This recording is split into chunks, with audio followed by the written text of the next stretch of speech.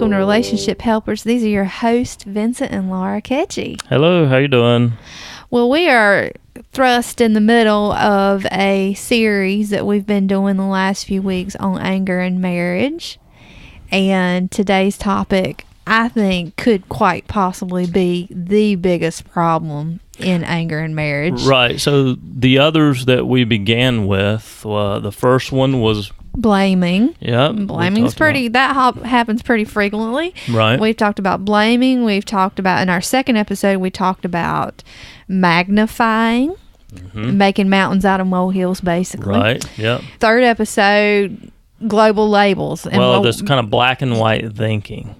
Kind of right, and kind of name calling, and some other people have called that some binary thinking. I've heard people call that as well. It's just another word for it. We've titled it, "What Are You Calling Your Spouse?" Right. This episode is based on the counseling premise of misattributions. We'll get into that later. You probably hear that and that doesn't mean much to you, but when we get into the topic, I think you will relate, and I think most couples will. Right. This is really the mind reading, and I hope that you've been enjoying this series. Make sure, if you haven't heard the other ones, go back and listen to the other ones, because we try to really go into depth with each one. But this one that we're talking about this week, I feel like it really, I know with my couples, it applies to every couple, and it's really a point of slowing them down to understand and see what's happening in the moment with this. What do we call it? Anger distortion? Anger distortions, yes. Or, So we're marriage counselors, and we're a married couple. Right. So that brings maybe some special insights into our podcast episodes. So today we will go into mind reading, and I'm going to start with a little story I wrote. It's a true story. Happened early in our marriage. It is a true story, yes. The cordless phone hit the ground with an audible thud as I hiked it across our front yard. "I can't believe him. He should understand why I'm upset," I spouted, making a fool of myself in front of God and the neighbors. I was in crisis mode. I was newly married and I couldn't cope. He was supposed to get me. He was supposed to make everything right. I was so wrong. At 27, I may have seemingly married later in life, but in reality, I was spiritually immature, and at the time, incapable of having a conversation on the phone with my husband without launching it like a missile. Less than 2 years before I had prayed that God send me someone in my path to live life with, well, he sent me someone, and I was ready to send him back. Fast forward 12 years later to today. We're still married, and we have a 1-year-old, and surprise, surprise, we're marriage counselors. I no longer throw phones or spatulas for that matter. I may tell that story later. What changed? I had a heart condition, not a literal ailment of the cardiovascular system. I had a problem with my figurative heart. I had unwittingly allowed years of negative coping mechanisms build up in my heart. A past trauma that had planted a seed that was deeply rooted within me. Everything I did to avoid the pain of confronting it walled me off from my husband. Our marriage was in jeopardy. I was faced with taking antidepressants and therapy. I didn't take antidepressants. I did, however, do a lot of hard work in therapy. In my therapy work, I acknowledged a very simple fact that I had not allowed to be a part of my reality. Jesus had been with me during the trauma. His presence seemed more real than ever. Not only had he been an eyewitness, he longed for me to reach out for him. He also wanted to be a part of my marriage. This was a turning point for our marriage. I had dug to the root of the problem and with the Lord's help replaced it. I developed greater compassion and empathy for others who were hurting, and I became a therapist. As a spouse, I learned to take a frank look at myself in the mirror and take personal responsibility for what I said and what I did. I became aware through the Lord's help of certain behaviors I had that were detrimental to my marriage and was able to become a better communicator to my husband. Ironically, when I look back at that day, I made our phone a yard ornament, basically. I realized that I wanted so much for my husband to get me when I didn't even get myself. No matter the kinds of trauma you have experienced in your life, you can unlearn negative coping mechanisms. It may take the help of a counselor, a pastor, or godly friend, but it can happen. If you're like me, it may start with being confronted by your spouse. Rather than playing defense, remember you're on the same team. Are you like I was, exclaiming, "He should get me"? If you are, there are plenty of people that struggle with this pretty common communication error. It's called misattribution, and it is one of the most detrimental problems we see couples face in marriage counseling. Now, let's go back to that event. Well, so this was during the time I was at work, and she's talking to me on the phone, and I guess during this period of time, it was difficult for her to, at least for me, to tell her how I felt and for her to believe me. She already had in her mind what I was, and I put quotation marks, really thinking. Does that make sense? Mm-hmm. Like something else there, even though I would try to, as direct as possible and, well, as gentle as possible, express how I felt, it didn't seem to go through. I was hitting a brick wall. I don't know. It was very difficult to establish that communication at that time. So what we're going to do is we're going to take a look at mind reading, and we're going to use that example that I just gave, that story, right, and we're going to kind of dissect it and look how it was misattributions, or what we call mind reading. So misattribution is mind reading. It's thinking that you know things about someone without them telling you. Again, that's thinking that you know things about someone without them telling you. It can also mean that you think others should know things about you without you telling them. Right. You are thinking for someone else. You're assuming that you know what they're thinking, and you're assuming that they should know what you're thinking. So oftentimes mind readers jump to conclusions. Right. And they do this without asking for the facts. They make a lot of assumptions without getting clarifications. Right. And the result is oftentimes that they think, like in my situation, that you had a negative motive. So in the story we just gave a few minutes ago, I was kind of pulling double duty. I was mind reading that you should mind read me. And that I should know what you were thinking. Yeah, exactly. And not only what you're thinking, how you're feeling. Right. And your right. whole point of view at that time. So I pinned you as the villain, and I wasn't being direct with you. I made a lot of assumptions about what I thought you should know. Right. So you thought I should be thinking like you. Yes, basically. And I mean, I see the error of my ways, obviously, now, or we wouldn't be talking about it. But then I was in a much different place. Right. Now, here's another one, and I don't know if this is mind reading, but I feel like it had elements of mind reading. I can think during that time. So during that time, I was working as a stained glass designer. So with my eyes, what I did all day long is I would, looking at buildings and different things, I would see in my own mind what I thought was aesthetically pleasing or not, what looked good structurally designed, looking from, whether, this was specifically with churches, whether a steeple looked too big on a church or too small, or if, maybe proportions were right. The proportions were right. Did they put enough windows on the side? Why don't they have any windows on that side? Or the windows should be bigger. Because specifically I was designing, I designed stained glass windows, and at times I would go meet with building committees, and churches would ask me questions like that. How big should the window be right there on that wall? What would look good? What would be, because that's what I did.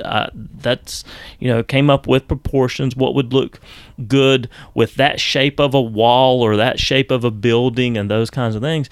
And I can just remember, so that was my mindset. That's what I was thinking about all day long. I was thinking about making buildings, specifically churches, look pretty, aesthetically pleasing.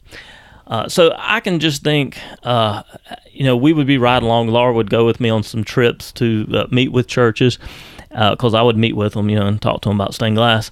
And, just riding along, I just tend to look at buildings and things as I'm riding along, on the highway, and I may make comments like, wow, that sure is an ugly church, or that's an ugly building, or boy, they really messed up in how they designed that. I would make critical comments about the design of houses or churches, and she would get really upset. I did. I just felt like you were being very judgmental and just very negative. Which I feel like she was mind reading me, that I was being judgmental of her because I was being judgmental of that building over there or something like that. I feel like that was part of her mind reading at the time. I don't know if it was or not, but I feel like maybe that was it. I think you're right. I think that if you want to go along the lines of definition of misattributions, where we assign a negative motive to someone because we don't truly know where they're coming from. Right. That's what was happening. Yes, and I was not having a negative motive. I was just thinking that would have looked better if they put a round window on the gable end instead of putting that square window on that gable end. It just doesn't go well with the shape there. And those were comments I would make. I wasn't, it just didn't look aesthetically pleasing to me. And I was, anyway, so that was part of early on in our marriage. I feel like that was some mind reading maybe she was doing of me, thinking that, I don't know, right, that I had nefarious, intentions, I guess, behind my criticizing church buildings or houses. Right. So you're getting a real look into our early marriage today in today's podcast episode. Right. As you may have noted, I was the queen of mind reading or misattributions. I've worked a lot since then on overcoming that. But you may be listening to today's episode and be asking yourself the question, am I a mind reader? What can I do about it? Oh no, I'm a mind reader. It's really important that if you are a mind reader that you recognize that you are, so you acknowledge that you are, and you start working on this issue, because a lot of times when we work with couples and couples counseling, a lot of walls have been built up in those relationships because of so much hurt. Right, and they do this mind reading from previous incidences that they've had, say, with their spouse, or maybe, of course, previous incidents they've had with another in another relationship. Mm-hmm. Yes. So they're like, I don't know. So they're just applying that to this next one when it doesn't necessarily apply, and this happens a lot. Very frequently. It does. So if you do see that you're a mind reader, we're going to give you a few skills, some coping tools for your coping toolbox here, some good communication skills to work on. So you're going to need to ask yourself, am I mind reading? Do I need more information? Could I be missing something? Ask these things to yourself before you confront your spouse or talk to your spouse. It's very important that you take a moment to ask yourself, do I need more information? Am I mind reading? Yeah. So it's really kind of being introspective of yourself and figuring out what's going on. What I do with my couples is, I can actually kind of guide or during a session. And for instance, I had one thinking that they were, I'll just kind of make up, this is kind of this happens many times. Maybe they're thinking that they're jealous of the other person. They think maybe the other person is accusing them of an emotional affair or something like that, or of doing something inappropriate with another someone of the opposite sex. And the person is the one spouse is explaining themselves what they saw, what was going on, and they're really just kind of confused of maybe what had happened, because they're just trying to put together all these events. And maybe that had happened before. Maybe earlier while they were dating, there was some of that where they were, maybe the other spouse was dating a couple of people at the same time, or where they weren't, or maybe exclusive. They have a history of being with other men that are that way. Yes, or, so now there's this, now jump like 10, 15, 20 years later, whoever, whatever it may be, and now there's this incident at church or wherever it may be, and they're across the room seeing what's happening there, and the other spouse is just asking them some questions because they're curious. They're not sure about what they saw or what happened, and they're just trying to piece it together. They're not saying that they are, but they just need more information about what was going on. Now, that other one there that is being asked these questions, they're trying to get clarification from them, right? That other, they're not accusing them per se of, an emotional affair, or but they're trying to get clarification. They're just trying to have more information. Now, the person who's being asked those questions, many times, or I've had it with different clients, what they'll do is they may jump to conclusions like, oh, you're accusing me of having an affair, you're accusing me of having an inappropriate relationship, and they go all the way down that path when that person is not specifically saying that. They're just wanting more information about it to understand maybe what they're talking about. Were they talking about the upcoming mission trip that they're going on? Or are they talking about the soup kitchen, or maybe even having their kids hang out together, or whatever that may be. But the other person's already jumping to the conclusion that they're accusing them of having, of something more, I guess. And then, here's what they do. That person who's had those questions asked to them, they blow up at the one that's asking the questions, okay? They blow up, they put this wall, and they get mad at them and say, how do you do that? I've never done that, da-da-da. They start yelling at them. They kind of get aggressive with what they say. And now, and then the person who started asking the questions gets mad at them for blowing up at them for asking questions. And now they've came to counseling, and guess what happens? The person who was originally asking the question, is mad. Yeah. Mm-hmm. And the person who was being asked the questions thinks that they're mad at them for, talking to this other person or doing this other thing. When, okay, that may be partial, but not really the biggest thing. When actually the biggest thing that the person who started asking the questions about was they're upset at them for actually blowing up at them. And that's really what they're upset about.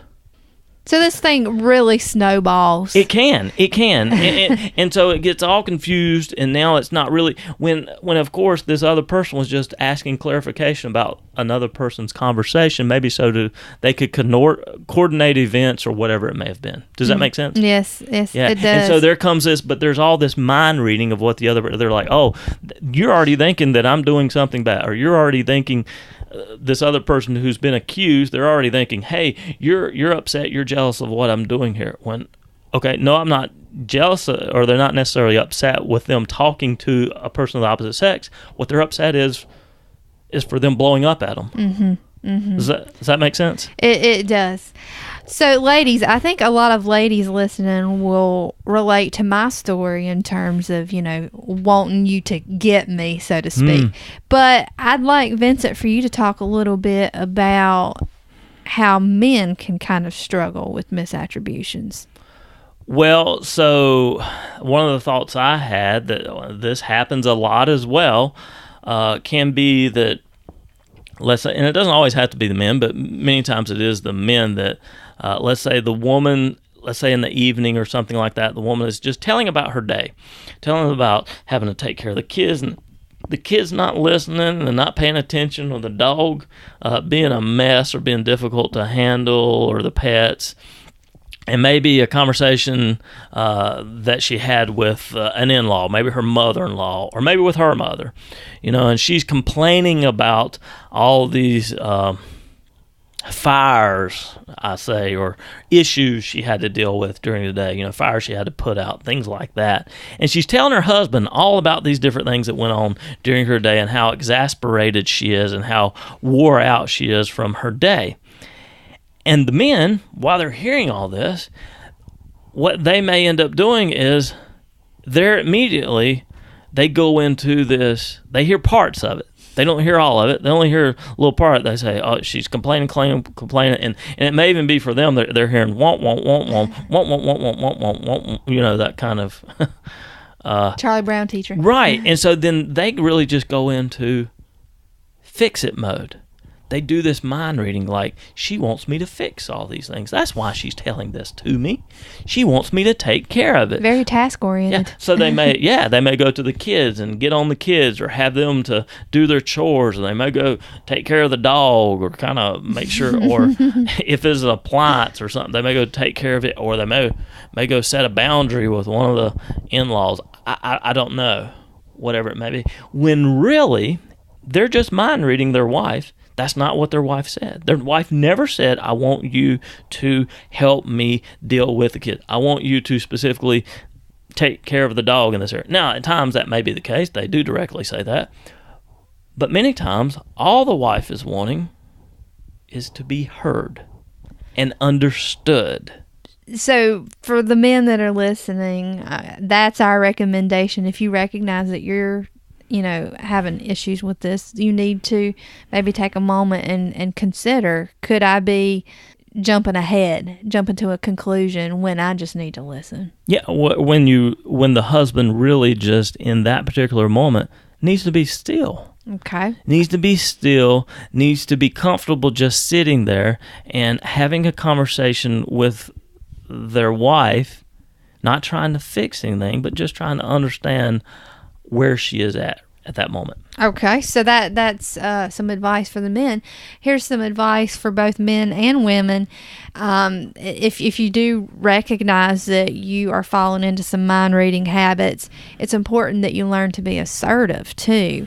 And that means learning to be direct and expressing your feelings clearly without yelling or browbeating your spouse. Yeah, and that being direct or being assertive is really on both parts in the marriage. Mm-hmm. I've had couples where there's been one who's on that side of asking the questions, and then they get so frustrated of asking questions to the other spouse that they start doing this mind reading. It's like they feel like that's what they have to do. They have to guess because the other person is not giving them any feedback. They're not, and so on the opposite side, this spouse that's not giving them much feedback, what they've got to work on doing is explaining more. Mm-hmm. Their issue is they don't explain enough. Mm-hmm. They assume that the other person should understand how they're thinking. They're assuming that their spouse should understand how the back of the trunk should be packed with the suitcases. They're assuming that it should be... That felt like that came from another story of ours. No, I've had this happen with couples. Okay. Yeah, I mean, sure, it's happened. But I've had this happen with couples where, they're assuming that, let's say, for instance, that the other spouse should know that, hey, the luggage goes horizontally and not vertically, and that you want to put it landscape style here, and then, You're painting a picture. Right, yeah. But that it needs to go this way, and that just makes the most sense, so you get as much in the back, or that you want to put, I don't know, the cold stuff on the bottom, and then put the other stuff on the top while you're doing it. They're just assuming the other person is thinking like them, or... I don't know, whatever it may be, that happens with couples. There's this one person in the relationship may struggle with not explaining enough about what they're thinking, especially with directions or how they're going to go about doing something, or maybe plans that they already have in their head. Yeah, I have couples, I know I'm talking a lot, but I have some couples that maybe they've already got preconceived in their mind, say this... let's say it's going on a date, or maybe it's going on a vacation. They've already got this itinerary in their mind of when they're supposed to leave at this time, this day, and where they're going to stop, and when they're going to get here. And oh, I'm guilty of this. What do you mean? Having this fantasy in your head of what something's going to be like, and then the other person doesn't meet those unspoken expectations. Yeah, they've never really expressed what they're expecting, what their plans are for this trip or for this date, and then for this. And the other person doesn't have any clue that that's what they thought. They thought they were going to lollygag a little bit and just go over here and get ice cream and then do. I mean, who knows? So you paint your mate as the bad guy, like he's really not into me, or he didn't want this date, or he didn't think this through, or yeah, they don't care about me. All these it's kind just of what they want to do. assumptions. Yes.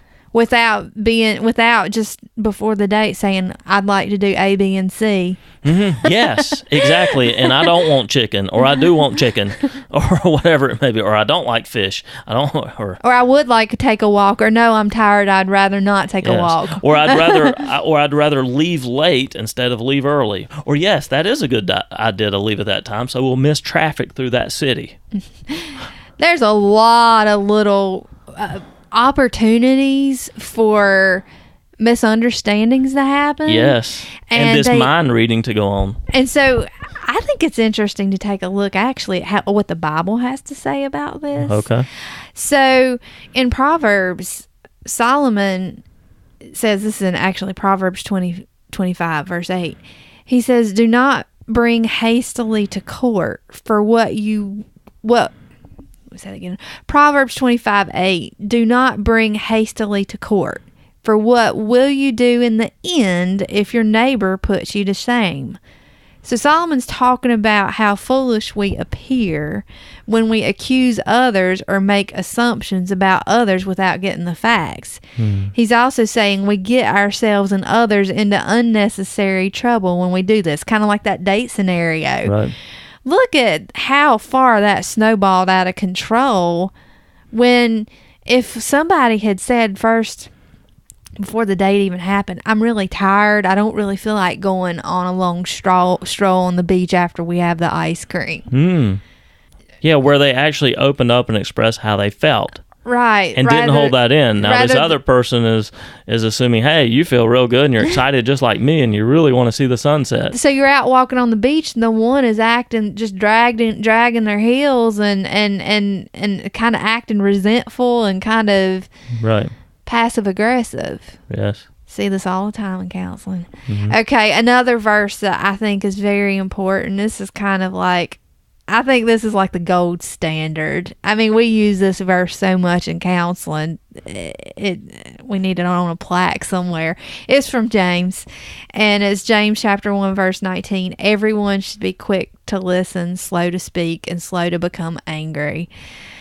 When you're quick to listen, it means you get more facts. It doesn't mean think about what you're going to say next while the other person's talking. Because you'll miss out on pertinent information if you do this. Right, and the way I like to explain quick to listen is it's not passive. That listening is not passive. It doesn't. I feel like when you're listening, if you're doing really a good job of listening to another person, it's not you being quiet the whole time. It's every once in a while giving some feedback to that person to make sure that you understood them correctly. So it sounds like you're really wore out from this afternoon. That would be kind of a little short summary to make sure that you're understanding them correctly. We call this active listening. Yes. It's a way of doing active listening. It's not sitting there like a knot on the log and the other person just continually talking, but it's giving feedback every once. And that's not dominating with that feedback, but just every once in a while. It shows that you're on the same page. Shows that you're on the same page, that you're hearing it, So you're really excited about going this afternoon to see or this evening to see the sunset. If that person is, throwing in something like that to see if you're on the same track with them. Right. That's the quick to listen instead of thinking about what you're trying to communicate to that person. So that's having to kind of put aside your own wishes for a moment and your own desires and think about the other person. Yes, it's really focusing on the other person. That's that first part, that quick to listen, is trying to really understand, focus on that other person instead of thinking about what you want to get across.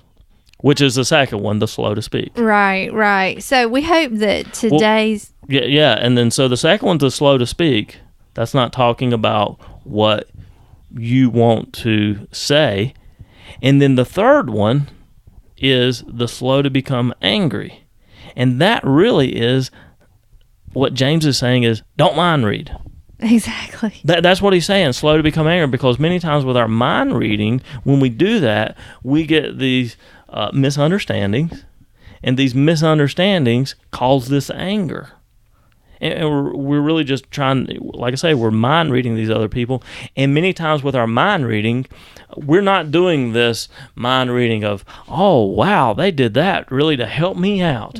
Or they did that. It's not positive mind reading is what I'm trying to say. Generally, we don't assume the best of people. Right. Many times it is this negative mind reading. We're assuming the worst or something negative, and then we're getting angry at the other person because we're assuming this negative thing about them when that may or may not be the truth. Many times it's not what's going on.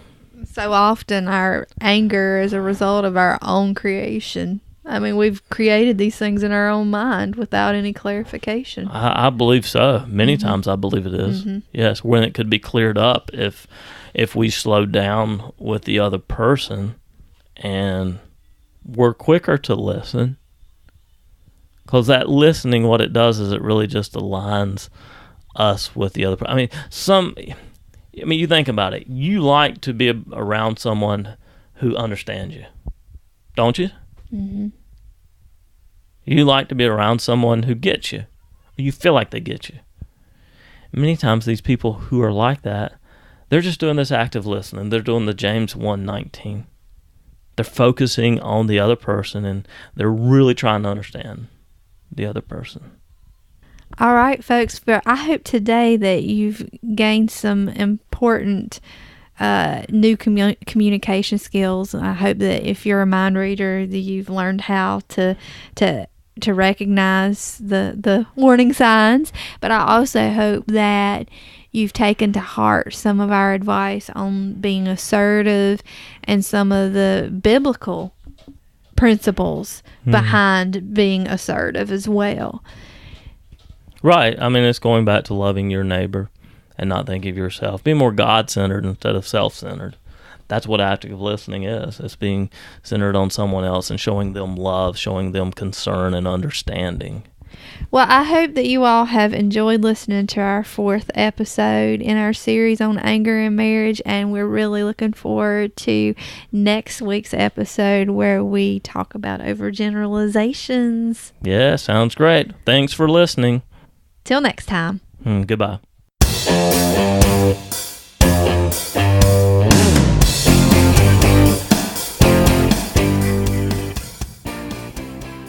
Thank you for joining us today on Relationship Helpers. It is our hope that you gained some valuable information.